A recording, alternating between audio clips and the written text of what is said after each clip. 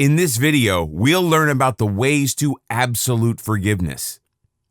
When something bad happens that makes you mad, annoyed, and frustrated, don't let the emotions control you. Be the master of your emotions and don't react to the negative emotions. Instead, take a step back and calmly look at the situation as a whole. Then, forgive others and look for solutions in a positive state. You'd be surprised with the incredible outcome. Thus, before you're able to do this, you need to learn how to let go. This is something that was being taught in yoga and meditation. The benefit of these is that you are taught to breathe in such a way that you're able to bring down your blood pressure and the rate of your heartbeat. As a result, you're able to look at this negative situation with an open mind. Meditation requires mindfulness, which is a crucial part of being able to let go. How much you suffer depends on how quickly you are willing to forgive fully. How to meditate.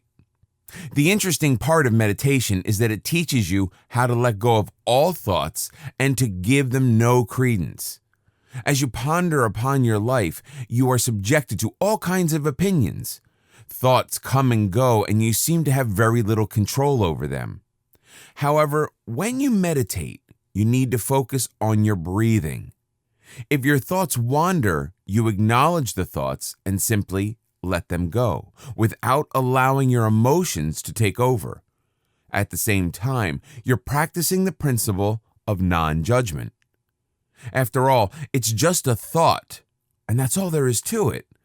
Of course, in the real world, it's easier said than done, but in meditation, you simply focus on your breathing. Allow me to explain how meditation works because this will help you to achieve absolute forgiveness and detachment. Even though you are not meditating, you can distance yourself from negative thoughts by taking deep, mindful breaths. Sit on a chair that gives you plenty of support. It's best to use a dining chair rather than something you sink into because the straightness of your back is important. Your feet should be planted on the floor and remain flat. Your hands are placed in your lap, and your main hand is turned palm upward to receive the other hand, also palm upward, and you connect your thumbs together. Keeping your back straight, breathe in, but instead of using the top of your lungs like people normally do, you are expected to breathe in extra deeply until you feel the air in your upper gut. Hold on to it for a moment, and then breathe out. You continue in this way, counting 8 for the inhale, 5 for the holding of your breath, and 10 for the exhale. During this exercise, your mind is busy with counting and concentrating on the breath, so you don't have time to think about anything else. This is the bit that people find difficult, but that's why they suggest that you practice meditation 20 minutes a day, every day, and make meditation part of your lifestyle. Practice makes perfect, and it helps to discipline the mind. If you notice that there are thoughts popping up in your mind, don't resist them and realize that it's normal. Simply observe them rather than submitting into your jumbled thoughts. See them, acknowledge that they are there, and then let them go. Also, don't stop breathing. So here comes the most common question: when to meditate?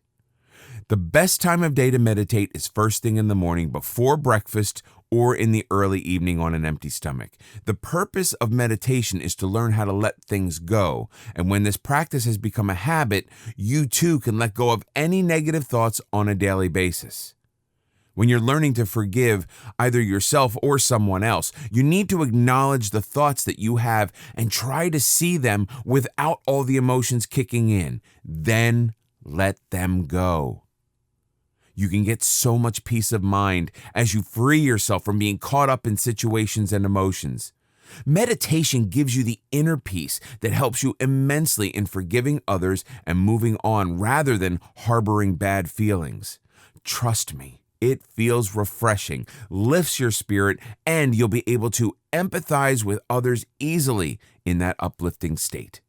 When you wish to forgive someone, let them know that you forgive them and it's time to move on or reconcile. That should always be the end of the story. You should never have to bring up the rotten past and remind others how they've wronged you, especially when you're arguing. Otherwise, it isn't absolute forgiveness. Absolute forgiveness means that you are able to put all of that behind you and move on. The same can be said when forgiving yourself. After you decide to let go of the past, never bring back those negativities and fuel your emotions. Be kind to yourself. Giving yourself absolute forgiveness is a great way to make you stronger and helps you to thrive in future relationships. Religious teachings on forgiveness. Buddha discovered an interesting truth on his journey to enlightenment. When he was trying to find ways to diminish the suffering of people, he found that much of the pain wasn't caused by external factors. Instead, it comes from within. What we now know as Buddhism follows a set of approaches which helps to get rid of any negativity. Right approach, right concentration, right speaking, right thought are all parts of Buddhist teachings. If you start to speak positively to yourself instead of living in a negative state, you will eventually reach absolute forgiveness and gain the ability to move on unscathed by any unfortunate events. Even Jesus asked his Father to forgive those who crucified him because he knew that underneath it all, none of them really understood the extent of their sin. To forgive is to put aside all thoughts of revenge or anger. When you're able to do just that, you'll achieve absolute forgiveness.